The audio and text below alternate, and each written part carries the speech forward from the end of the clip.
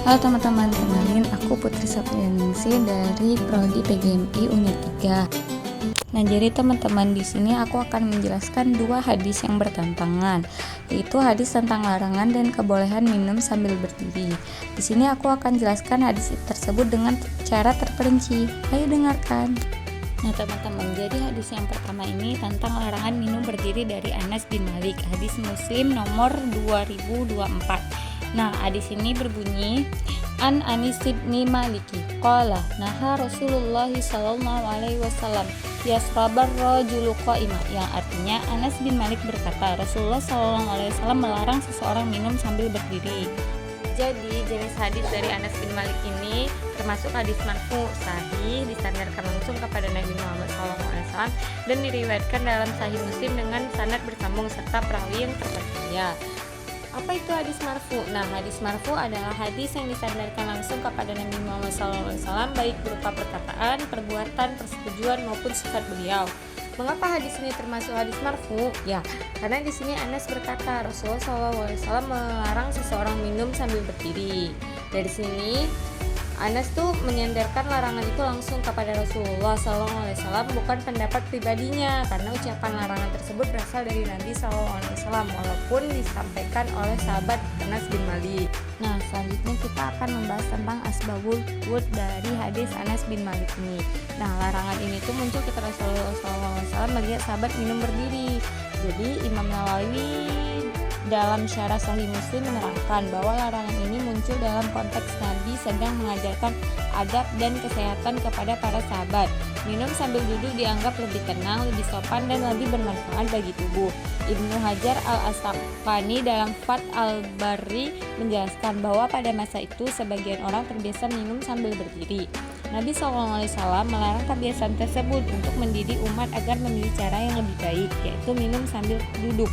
Larangan ini bukan karena kejadian tertentu, tapi sebagai aturan umum dalam adab makan dan minum. Nextnya di sini ada kualitas dan kuantitas hadis dari Anas bin Malik. Yang pertama kuantitas hadis. Nah, di sini kuantitas hadisnya ahad, tepatnya ahad gharib dari segi sahabat, karena pada tingkatan sahabat hanya diriwayatkan dari Anas bin Malik saja. Namun secara makna hadis ini dikuatkan oleh riwayat dari sahabat lain seperti Abu Hurairah dan Ibnu Abbas, sehingga larangan minum berdiri memiliki dukungan dari beberapa jalur. Nah, yang kedua kuantitas hadis. Nah, kualitas hadisnya itu sahih, diriwayatkan oleh Imam Muslim dalam Sahih Muslim nomor 2024, sehingga kualitasnya diakui sahih oleh para ulama. Sanadnya bersambung, seluruh perawinya terpercaya dan tidak terdapat cacat atau kejanggalan. Nah, yang kedua itu adalah hadis kebolehan minum sambil berdiri dari Ibnu Abbas yang bunyinya Saqatu Rasulullah sallallahu alaihi wasallam min zamzama fasyaribu wa huwa qaimu, yang artinya aku memberi minum Rasulullah sallallahu alaihi wasallam air Zam-Zam, lalu beliau minumnya dalam keadaan berdiri. Hadis riwayat Bukhari dan Muslim. Jadi jenis hadis dari Ibnu Abbas tentang kebolehan minum sambil berdiri termasuk hadis marfu sahih, karena perbuatan tersebut disandarkan langsung kepada Nabi SAW dan diriwayatkan dalam Sahih Bukhari dan Sahih Muslim dengan sanad yang bersambung serta perawi yang terpercaya. Asbabul wurud Ibnu Abbas ini terjadi di dekat sumur Zam-Zam. Nabi SAW minum sambil berdiri karena situasi dan tempat yang tidak memungkinkan untuk duduk.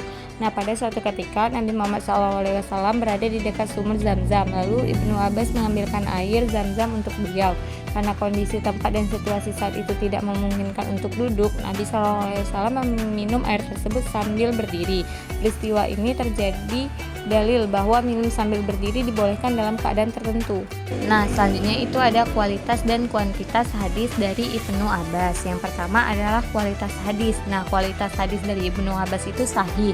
Kenapa? Karena diriwayatkan oleh Imam Bukhari dan Imam Muslim dalam kitab sahih mereka dengan sanad yang bersambung. Para perawi yang adil dan terpercaya serta tidak terdapat cacat atau kejanggalan pada sanad maupun matanya.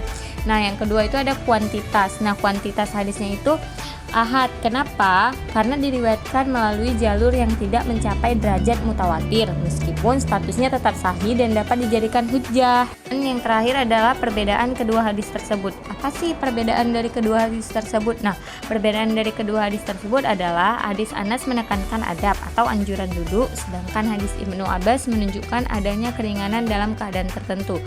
Jadi perbedaan dari kedua hadis tersebut sebenarnya terletak pada hukum dan konteksnya. Yang pertama, hadis Anas bin Malik berisi larangan minum sambil berdiri, menunjukkan bahwa yang dianjurkan adalah minum sambil duduk karena lebih sopan, sehat, dan sesuai adab.